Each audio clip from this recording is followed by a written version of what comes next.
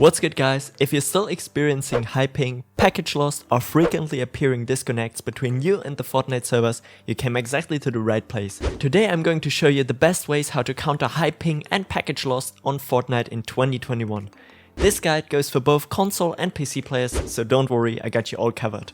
The first tip is going to be a game changer for all console players, since I do believe most PC players know this trick already. If you're in the same situation as me, that your Wi-Fi router is simply too far away from your room to lead a direct LAN connection from your router into your device, then I've got the perfect solution for you. There is a thing called Powerline LAN Adapter, and these things are insane.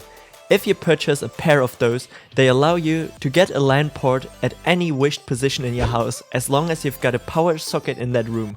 You plug one of these next to your router and connect the adapter with a LAN cable to the router, and the second one at the position where you wish to have a LAN connection. These adapters utilize the existing power connection in your house, so you don't have to worry about anything else. They are also indeed really affordable at around $25 depending on which quality you want, and trust me guys, this will change your gaming experience so much. You're gonna get a much more stable connection and your device will be able to utilize the full speed of your internet. I'm trying to blend you in right now here some footage and how it looks like here at home by me, because I've got this setup as well, and mine are from TP-Link, which is a really known brand here in Europe. They produce pretty much everything around internet, adapters, LAN cables, whatsoever. You asked for it, they got it, and this is nothing like a repeater guys. Again, this will utilize exactly the same LAN signal, which would go from a direct cable, just with a difference that it uses your power line, which is already pre-installed in your house. And it's pretty much like a really long LAN cable. That's the best way to explain it. Just to clarify this, a LAN connection is always going to be 100% more stable, more consistent, and with less issues than using Wi-Fi guys. You should never use a wireless connection, especially for competitive gaming.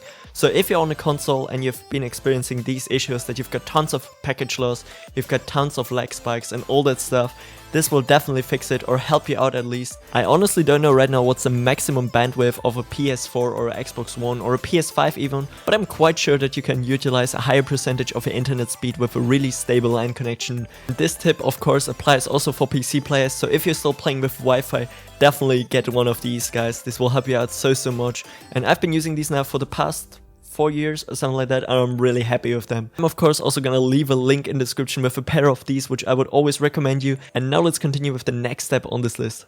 And yeah guys, sadly this next step's are only available for PC players, since there isn't much you can actually optimize on a console. So yeah, what I wanted to do in the first place is go into your Windows search bar and type in system, and the first thing which should pop up is system configuration. And this is really important, because if we move over to the services tab, you can see those are all the services which are running on the background on your Windows PC, which are all consistently taking a huge chunk of your internet connection, because these services are 24/7 connected to the internet. And you might think right now, okay, how do I know what I can turn off and turn on? What I want to do in the first place is click on hide all Microsoft services, because then you can be sure that you don't deactivate something which is really important for your PC. And now you can see all the programs that you've got installed on your PC, which got any sort of services running in the background for updates or whatsoever, they're all now here in this list. And I know if you're like, let's say, want to play Fortnite, you maybe turn off all the programs which you don't need in the background. But as you can see, I've got only OBS and Nvidia here. And if I wouldn't have unchecked all these programs here, this would be actually all the services which would be running in the background. So it's not only this small tab here. So I know a lot of people think, okay, if I deactivate all the programs here, I should be fine. No, there are way more services running in the background. And what I want you to do now is to check, okay, which services do I need instantly once I start my PC? Maybe Google, Google Chrome, so my browser works 100%, Nvidia of course, or AMD, whatsoever, what you guys use. I actually don't need Overwolf, I just realized. Maybe my audio driver, this might be important, when I have some audio. And for the rest, maybe Steam in the background. And something like the Rockstar game library, I don't need this necessarily once I start my PC. And if you uncheck these programs here, it doesn't mean they won't work. Let's say I want to start something with like here my Galaxy client service, which I use here for Cyberpunk. This is something like Steam, and unless I don't start Cyberpunk, this service won't start working. So it's not gonna be consistently connected. But if I would have checked it here, if I would leave the check here, it would still be running straight up when I start my PC. So it's gonna have a connection to the internet, and it's gonna cause my ping to be higher because my internet connection is getting like more used. That's the best way to explain it pretty much. So what I want to do again is just make sure everything, like all the services you need certainly for playing or for what you want to do, I don't know, maybe editing, then keep your editing software here as well. Yeah, keep them only, and the rest will then launch automatically once you use a specific program. Which means, I don't know, if I want to play Cyberpunk, this service here will launch, even though it's not checked here. And yeah, so just make sure once you want to play, you don't have any unnecessarily services in the background running.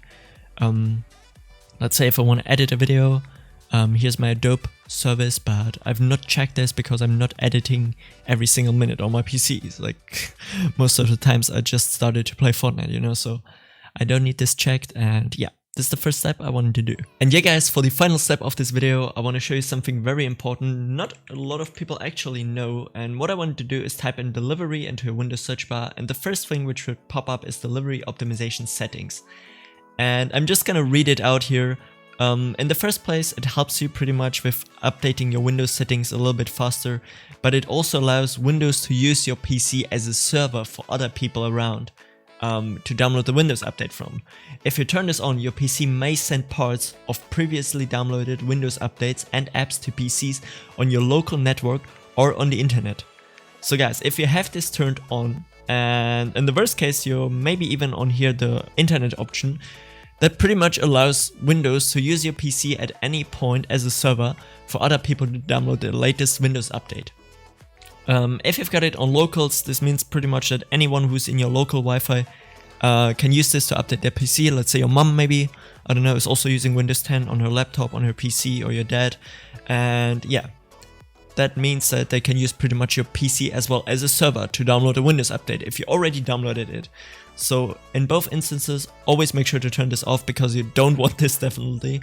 Yeah, and especially not the one with the internet. This means that random people pretty much can use your PC as a server, and we don't want this. And yeah, this is it pretty much guys with the last step here in this guide. And yeah, sadly guys, the most important factor which determines which kind of ping you get is how far away the Amazon servers or whatever game servers are from your house. So if you live really far away from the Amazon servers or whatever game servers you want to play on, that's just simply how it is guys. You need to learn how to deal with it. The only thing which you can really do are some minor optimization and tweaks, because there are some programs maybe on your PC which make your ping a little bit higher than it could be. Therefore I made this guide here today guys, and I hope it was helpful for you. And if so, make sure to leave a like and subscribe to the channel. This would help me out the best way possible. And until next time, have a great day, have a great night whenever you're watching this. I'm out. Peace. I ain't sorry. She said, do you miss me, baby? All I said was Harley. You should bring your sister, she could ride me like a Harley. I might tag team with Mama Young Jeff Hardy. Yeah, I might pull up to your party. Keep a glizzy on me just in case he try to rob.